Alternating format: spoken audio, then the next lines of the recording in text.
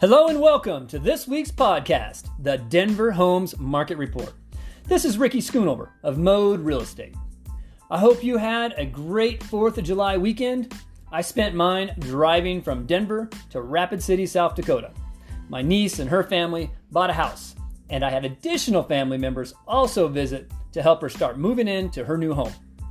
My brother-in-law and myself installed blinds on her windows. When you buy a newly constructed home, there are several things to consider that you just sort of assume are part of the house. Builders will often give the buyers options, and those options are pretty expensive. The idea being they really don't want to finish the utility room, the garage, landscaping, sealing the fence or deck, and window treatments. Even washers, dryers, and refrigerators may not be included. The builders finish the home up to the point in which they must in order to acquire the certificate of occupancy, where the buyer is able to close their loan and be able to move in. So there are quite a few loose ends and finishing touches that the buyer needs to understand before going into contract. What will be included and what's not included. It's so important to have an experienced realtor who is familiar with new builds and knows what questions to ask and how to negotiate some of these finishing touches when going to contract, and also having the ability to educate their clients on what to expect so they can plan accordingly. There are many questions that need to be addressed. The level of finish varies greatly from one project to the next. There are so many times a buyer is driving by a development and they are drawn in by the balloons and the signs, enticing them to come see the shiny new model homes. The model homes, of course, have all the bells and whistles in place, the landscaping perfect, all the windows dressed with care, all the appliances in place, etc. If you take away anything from today's podcast, it is this. You as the buyer are walking into the lion's den. When you step into that model home and the builder salesperson is there to greet you with a smile, offering you bottled water, coffee, snacks, etc. If you have a realtor and you've signed a buyer agreement with your realtor, heck, even if you have not signed anything with your realtor, it is so important you speak up. You need to let the salesperson know right up front that you are represented. They should be asking, but they may not. There are some builders who have a policy in place. If you are not accompanied with your realtor on your very first visit, you lose your right to be represented. The reason this is so vital is that the salesperson, as nice and as professional as they may be, they work for the builder. They actually have a fiduciary duty to look after the builder's best interests, not yours as the buyer. You're likely not going to know exactly what you are getting into. If you have not purchased a good number of new build homes, or you have not been educated on what questions to ask, and you move forward into contract, guess what? You may be in for disappointment and surprises all along the way. You're going to find out after the fact that you were actually buying, and sadly, all the little details that your beautiful new home was not included in your agreed upon sales price. Even if you have bought other homes before that were not brand new, you're going to find out the hard way that builder contracts are designed to protect the builder, not you, the buyer. When you buy a resale home from a seller, that script is flipped and is in your favor as the buyer. You have much more protections in place when you buy a home that is not purchased under a builder contract. You will also be more likely to have window treatments, landscaping, sprinkler systems, refrigerator, perhaps even a washer and dryer would be included. These are still questions you'll need to know before you agree on a price, even on an established home. This is why it's so important you have a realtor working for your best interests. Visiting my niece made me think of this very important topic. She lives in Rapid City, South Dakota, but she knows I have bought and sold homes personally and for my clients coast to coast over the past 17 years or so. I have been licensed in 3 states, and I have bought homes, fixed them up, and sold them in a few others. So I have seen quite a variance in the various real estate laws and how different states handle closing transactions. I was able to interview several candidates in her city, and I found her a broker who took great care of her. My niece and her family had a great experience. They knew what they would need to do to finish up on their own and what the builder was including in the price. If you or someone you know are buying out of the area and you need a realtor, call me. Here at Mode Real Estate, we have a nationwide network of excellent realtors, and I will be happy to take the time and interview several brokers in your destination city.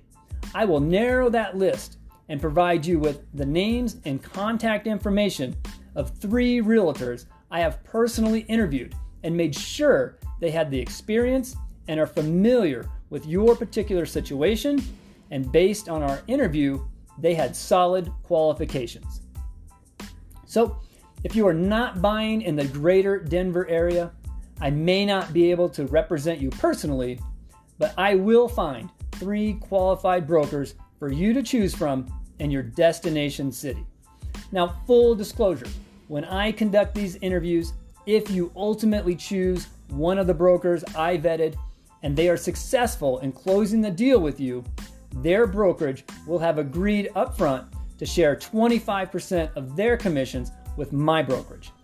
This costs you nothing additional as the buyer.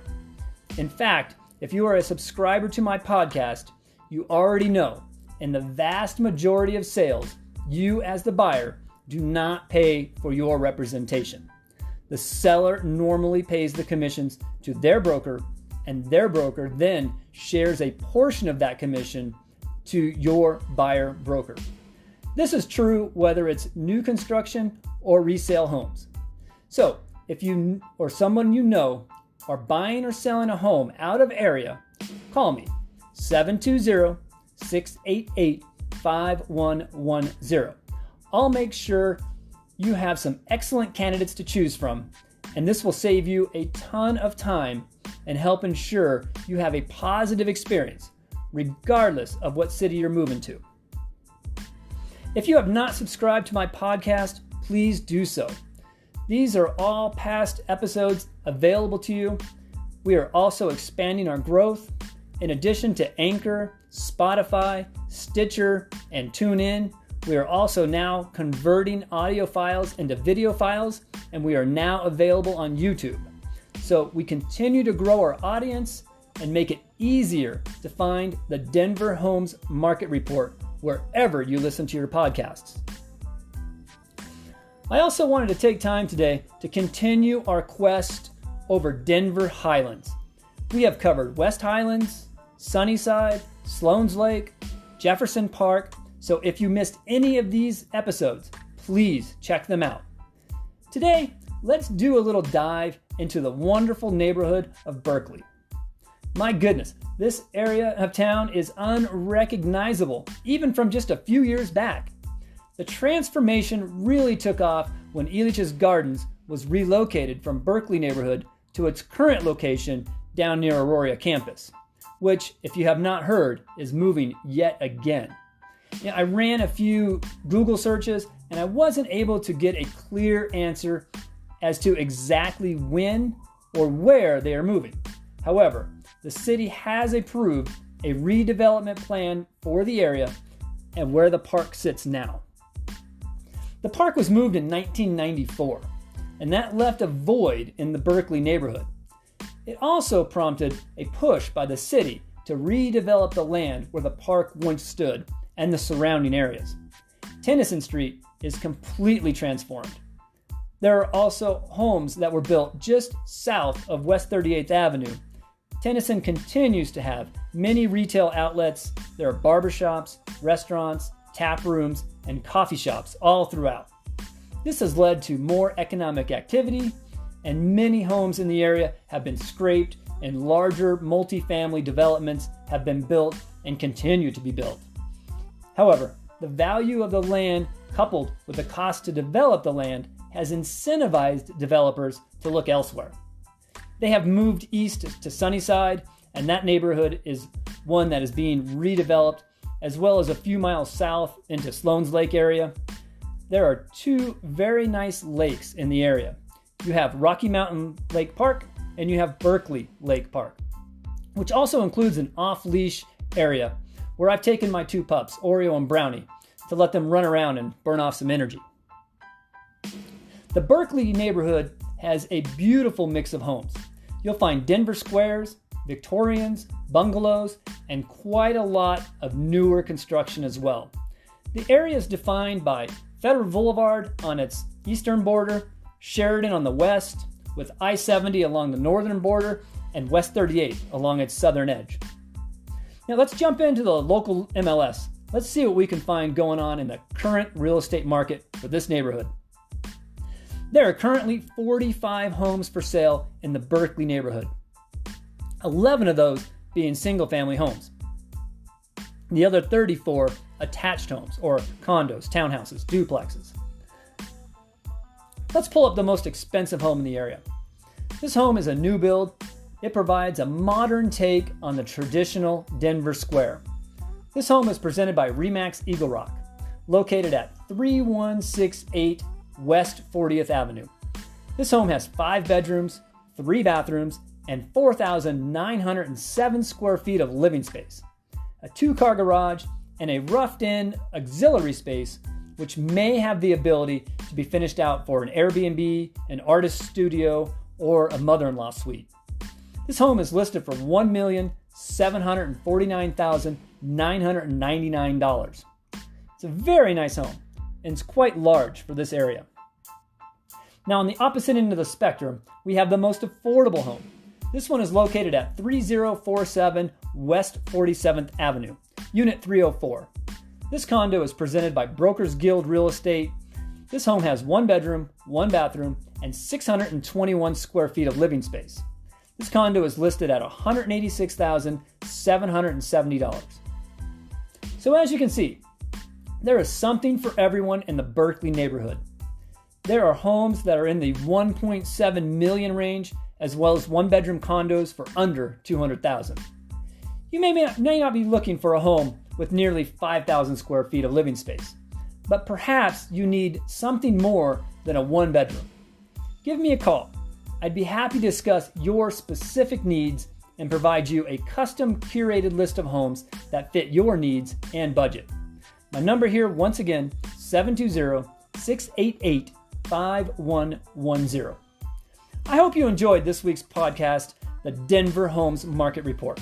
Once again, this is Ricky Schoonover, Mode Real Estate. Stay safe out there. Colorado seems to be doing the right things in order to keep this virus somewhat under control. I hope everyone was being safe through the 4th of July weekend, and that in the next couple of weeks, we do not see a significant spike in cases due to our celebrations.